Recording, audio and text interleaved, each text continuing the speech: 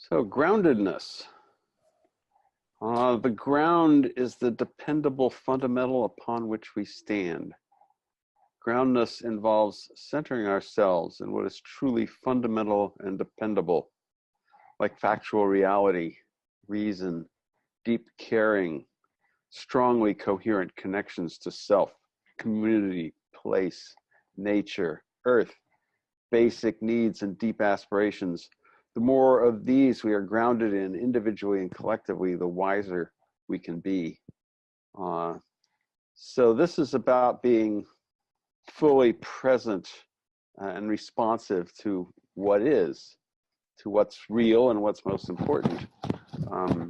And many people could think this is just physical reality, but it's also being present with your own consciousness, your bias, the needs of others, invisible fields of influence, you know, all sorts of things.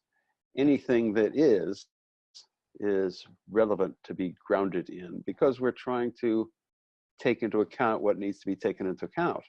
And so being present with what is and responsive to it is, you know, fundamental to that.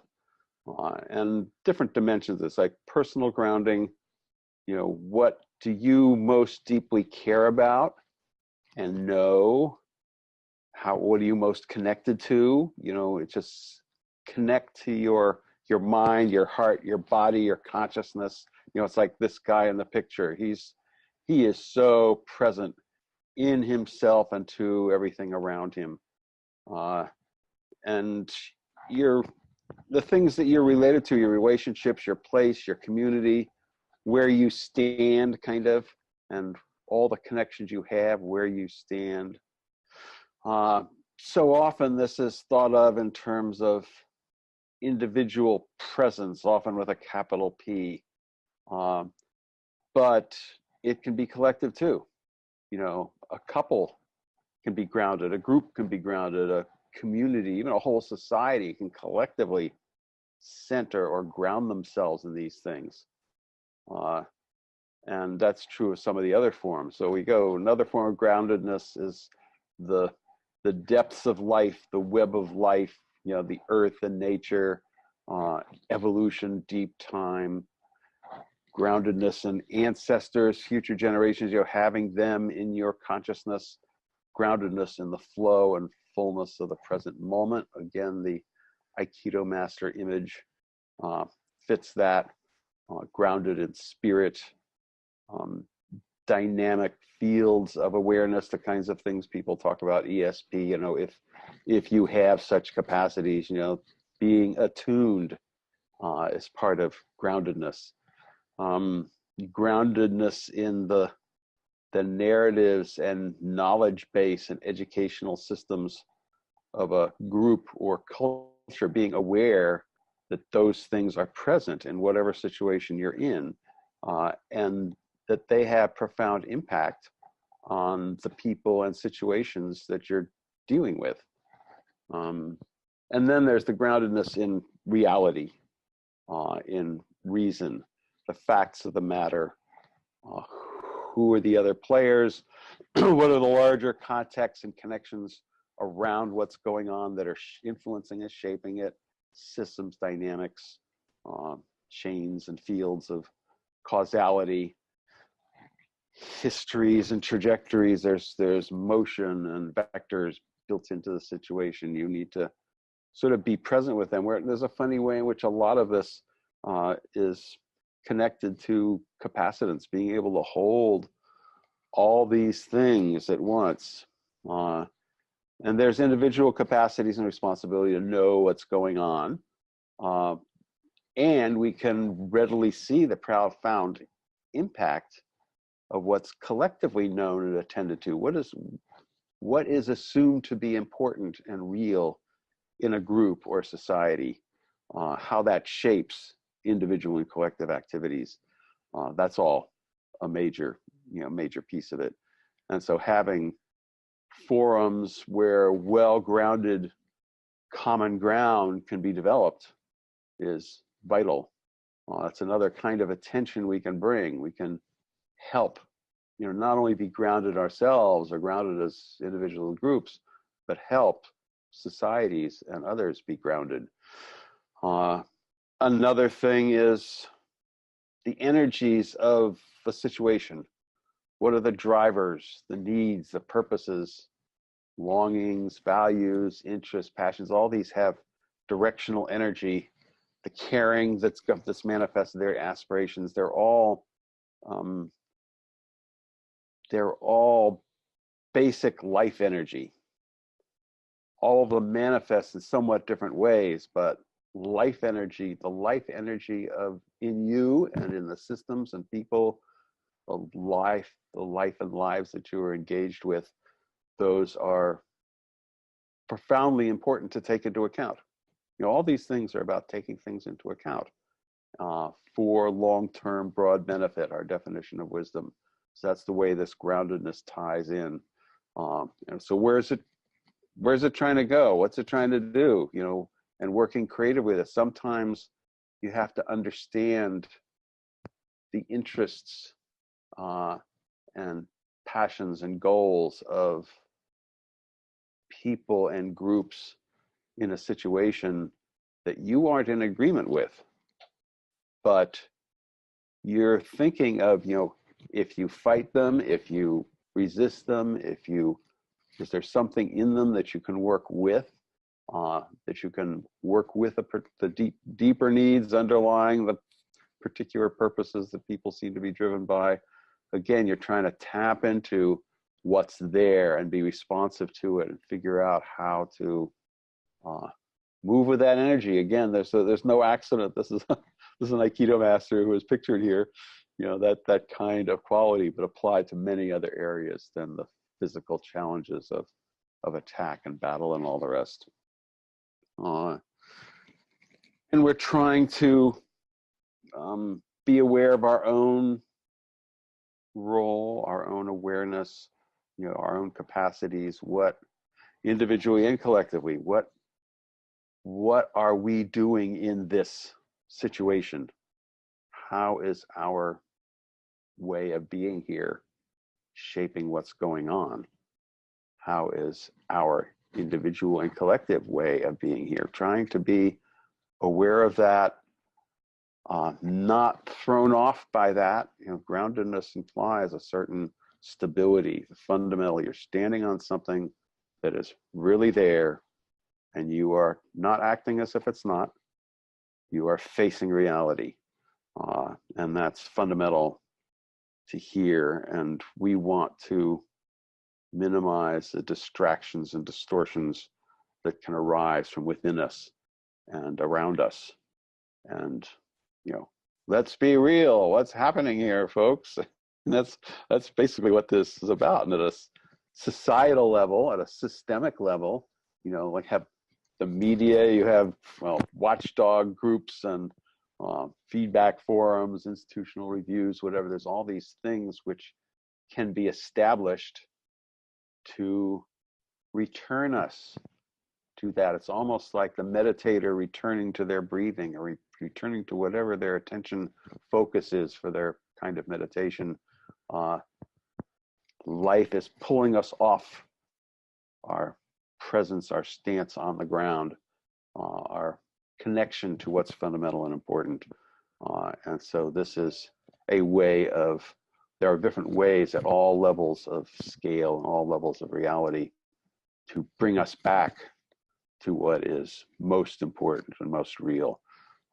And that's where we have the, you know, factual reality, reason, deep caring, strongly coherent connections to self, community, place, nature, earth, basic needs, deep aspirations. These are what we want to continually come back to, be grounded in, having that inform what we are doing and trying to do, and seeing and taking into account. That's the basic underlying principle of groundedness. Tom, do you have any resources you want to mention now, or do you want to do that later? Well, I think of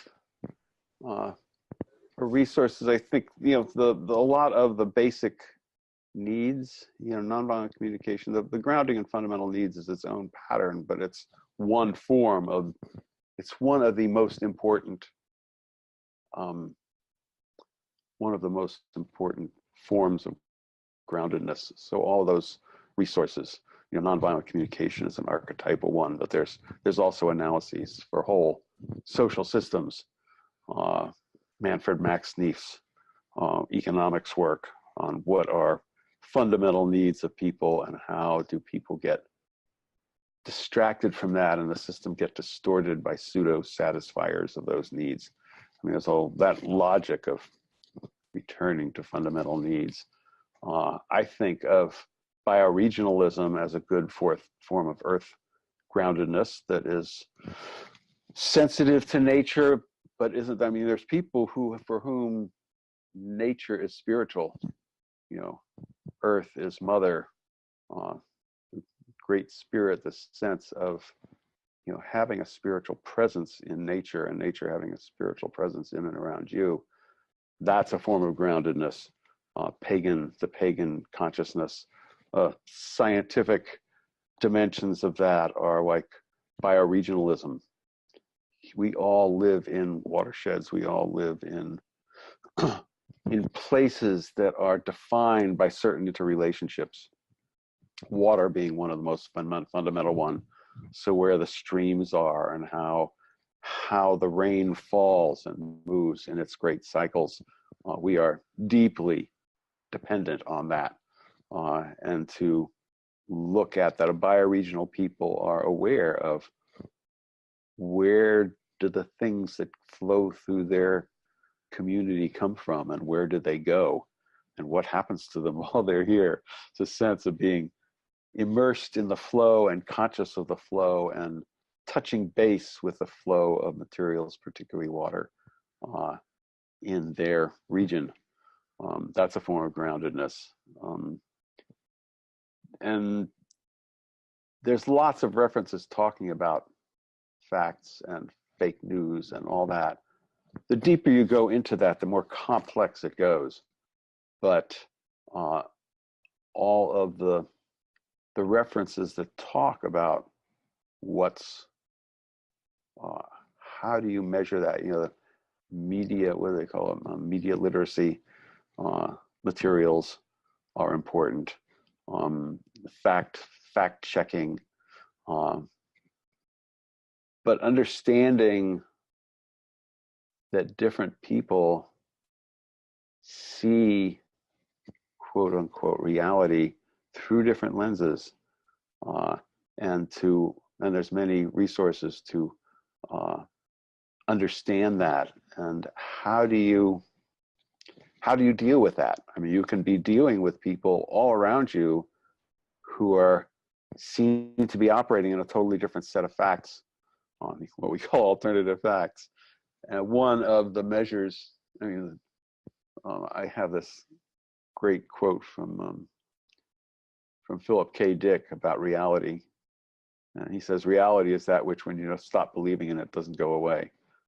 the sense that many different frames of what is real and true are useful for different purposes, and there are consequences to believing particular narratives about what's real and true. And you get beyond right and wrong in a sort of moral absolutist sense and go, what are the consequences of thinking that way? It's like the framework of infinite material and technological progress. That's a fundamental to the majority civilization that we live in. And there are consequences to that. There are great things that come out of that, and there are horrible things that come out of that. And so being aware of that. The derivation of truth, the word truth, comes from an Indo-European root for tree.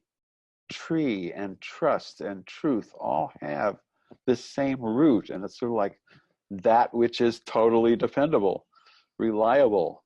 That's the groundedness factor. And different people have different things. And there's many resources on reason. There's a philosophy discussion of reason that I link in the resources on many different ways to have deeper connection to yourself.